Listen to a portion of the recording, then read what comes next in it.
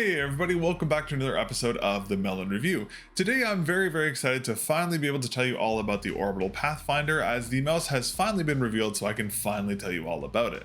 This mouse is probably going to be an absolute game changer and something that we've never really seen done to this degree in the peripheral space before. This mouse takes the whole shape is king concept to the next level and is one of the most interesting projects I've ever used in my time reviewing peripherals. Now today is going to be a rough preview of what the Pathfinder is all about. Keep in mind that the footage you're going to see in this video is from a very early and very rough prototype and doesn't represent what the final retail version of the Pathfinder is going to look and feel like. I will have a much more in-depth review of the Pathfinder's final version in early 2025 just before the mouse launches, so if you'd like to see a much more thorough review of the Pathfinder and a lot more detail about the final version, be sure to leave a like on this video and get subscribed to the channel. Alright, well let's go ahead and get right into it. First we're going to talk about the Pathfinder's unique take on shape is king, and then we're going to talk about all the other unique aspects of this mouse. Now what makes the Pathfinder so special is its unique shape, or I guess I should say shapes. The Pathfinder is a fully modular mouse that, according to Orbital, has around 2,500 different shape configurations.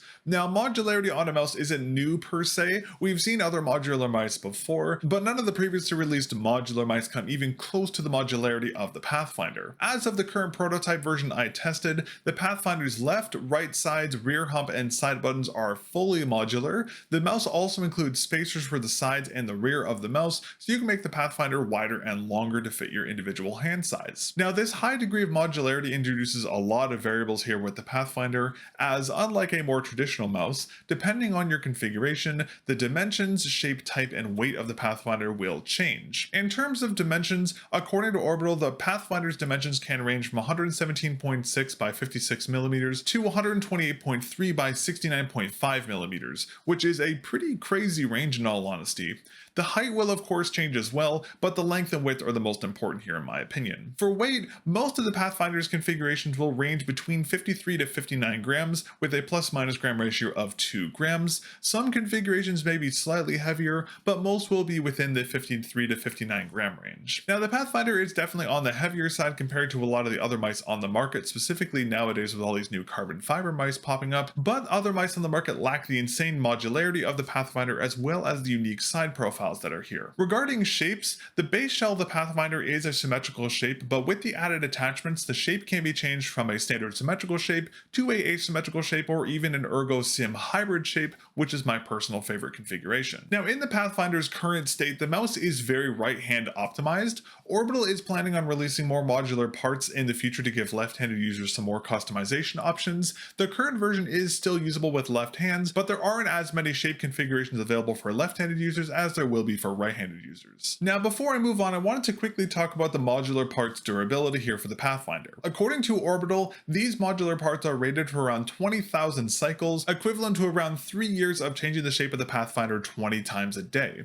The anchoring for the modular parts is also fantastic, and even though I had a very rough prototype, the modular parts didn't sag or shift at all during my testing, which is very impressive. If for whatever reason one of the modular parts does fail, the Pathfinder does have a 2-year warranty on the entire unit, so even if one of the parts fail, you are covered there. Over my time with the Pathfinder's prototype, I tested every single modular part to see what would fit my hands the best, and there were quite a few configurations that felt fantastic, but one in particular felt the best.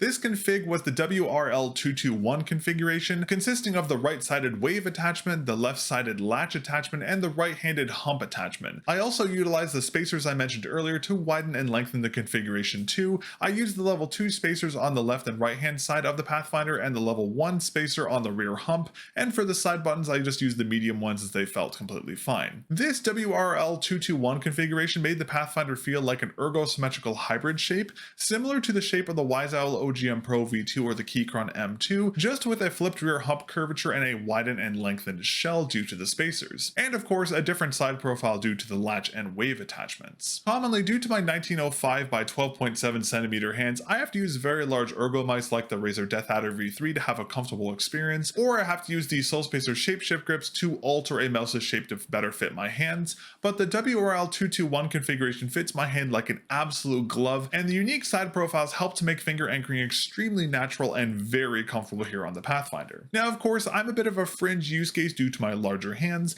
but with all the configuration and sizing options the Pathfinder has, this mouse is going to be usable for mostly every single hand size. I also wanted to mention that the modular parts and the base shell of the Pathfinder are covered in a very good coating. The coating felt similar to the Razer Death Adder V3's coating, and despite my sweatier hands, I was able to keep my hands and my palm anchored on the mouse perfectly. Now, I had the black colored prototype. I'm assuming the coating on the white version of the Pathfinder will be the same, but I will confirm that for my final review. Alrighty, and in regards to specs and performance, sadly my prototype wasn't using the final mainboard or clicks or side clicks that the final version will be using, so I can't talk about the Pathfinder's performance, pulling or implementation or click feeling. That will all have to wait until I get my hands on the final retail version. But what I can talk about today is the specs for the final version. So the retail Pathfinder is going to be using mel0n switches for the main clicks, which I'm very happy to see. I'm assuming we'll also see mel0n or 1.0 switches for the side buttons, but I'm not 100% sure on that quite yet. For the sensor, the Pathfinder will be using either the 3395 or the 3950. Currently, Orbital is trying to secure stock of 3950s from Pixart, but for whatever reason, Pixart's being a little stingy with the 3950s lately. So if Orbital can't get stock, they'll be using the 3395s. If they can't secure stock, they'll be using the 3950s at no additional cost. The Pathfinder will also support 4K polling over wireless and possibly wired. I don't have confirmation on this yet, and since Orbital is still in the process of securing MCU stock, this is still very much up in the air again, but I will confirm this in the final review. The 4K polling here on the Pathfinder will most likely get bumped to 8K post-launch, especially if this is going to be using a 3950.